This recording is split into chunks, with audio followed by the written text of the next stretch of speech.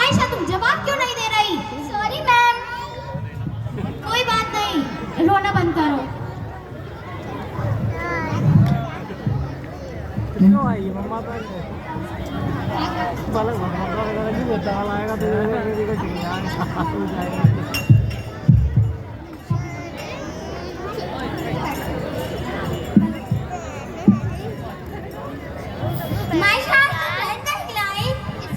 बनाया ही नहीं होगा।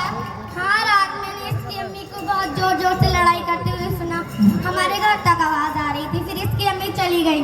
मायशा बता ना क्या हुआ था? Shut up, get out. Maysha बता ना किससे झगड़ा हुआ था? अब्बू से। चली जाओ यहाँ से। मैम मायशा ने अंशिका को धक्का दे दिया, उसके सिर में बहुत चोट आई है। फर्स्ट एड लाओ। मायशा ये सब क्या है? मैम अगर फिर से किसी ने भी कुछ कहा तो मैं सबको सिर फोड़ दूंगी। चुप हो जाओ, तुम्हारी इतनी हिम्मत? अभी कॉल करती हूँ तुम्हारे पेरेंट्स को। आप भी मेरी मत सुने, सब अपनी ही चलाते हैं, कोई मेरी नहीं सुनता।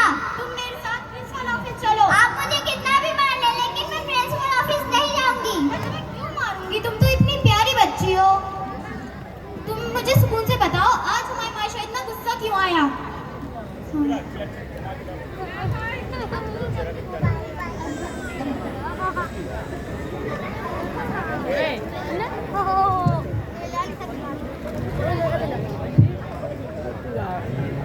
अस्सलाम वालेकुम, मैं मायशा का अब्बू हूँ। वालेकुम अस्सलाम। बैठिए, बच्ची की अम्मी नहीं आई। अब वो हमारे साथ नहीं रहती। क्या बताऊँ मैं, नेक खातून समझ के शादी क्या था, मुझे क्या पता था वो मेरी जिंदगी जहन्नम कर देगी। हाँ क्यों नहीं, सब मेरी ही गलती है। इनसे शादी करना मेरी जिंदगी की सबसे बड़ी गलती थी। मैं माँ बाप से क्या छुपाना, घर के अलावा पूरी दुनिया का बोझ उठाया करते हैं, लेकिन घर परिवार की इनकी कोई जिम्मेदारी नहीं। हाँ, जैसे घर का खर्चा तो तुम अपने मायके से लाती हो। बोल देते मेरे अब्बा मना नहीं करते। एक मिनट प्लीज, आप दोनों खामोश हो जाएं। आप लोग वालिदैन हैं, कभी सोचा है आपका ये रवैया बच्चों के घर पे क्या असर कर रहा है? मायशा इतनी बदल सी गई है, या तो वो गई गुस्से की वजह रहती है या फिर गुस्से में। आज तो उसने एक लड़की को ऐसा धक्का मारा कि उसका सर ही फट गया। देखा तुमने, तुम्हारे झगड़ों की वजह से मेरी बेटी ऐसी हो गई है, लड़ने झगड़ने लगी है। मैं एक मिनट भी आपके साथ नहीं रह सकती। मैं तलाक लेकर ही रहूंगी, भीख मांग के बच्चे पाल लूंगी, लेकिन इस आदमी के साथ ना रहूंगी। हाँ तो कौन रहना चाहता है तुम जैसी नामाकूल औरत के साथ? बस अब खामोश हो जाओ। यही समझाने के लिए आपकी बच्ची माइंडली डिस्टर्ब रहने लगी है, पढ़ाई में इसका इंटरेस्ट खत्म होता जा रहा है, वो मिसबिहेव करने लगी है। अगर आप ऐसे ही लड़ते रहेंगे तो मुझे दूर नहीं कि वो किसी गलत राह पर भटक जाए और चाहकर भी वापस ना आ पाए। खो देंगे आप अपनी बेटी को।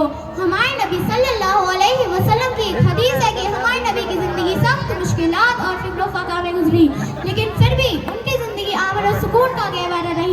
ये सुन्नत आप क्यों नहीं अपनाए? क्यों अपनी के दुश्मन बनते जा रहे हैं? क्यों, आखिर क्यों? मैम हमें अपनी गलती का एहसास कराने के लिए शुक्रिया, मुझे माफ करें।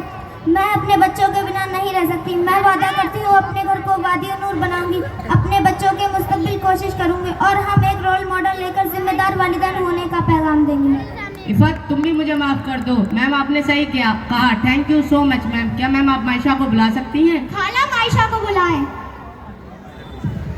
मायशा बेटा हमें माफ कर दो, अब हम कभी लड़ेंगे झगड़ेंगे नहीं, अब हम बहुत प्यार से रहेंगे।